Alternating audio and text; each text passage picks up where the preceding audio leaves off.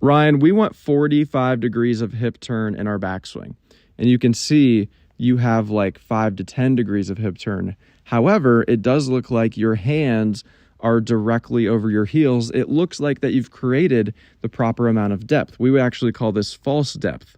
And false depth is basically you just pulling your lead arm in and across your chest and pulling your trail arm in and behind you.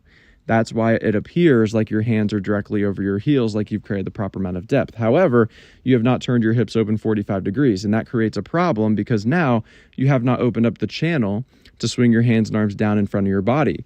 So as soon as you start to shift into your lead side, as soon as you start to rotate toward the target, your hands and arms are going to get stuck behind. You're going to come down and steepen this shaft, right? You can see the shaft is steepening right when you start to transition down.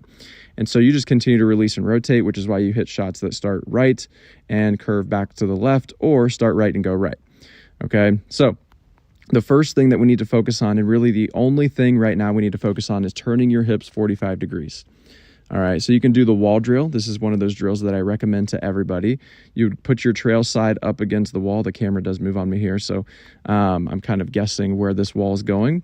Ideally, at the top of your swing, your back of your trail arm, trail hand, and club shaft would be all up against the wall, but you're going to have to turn your hips 45 degrees to get back to the wall.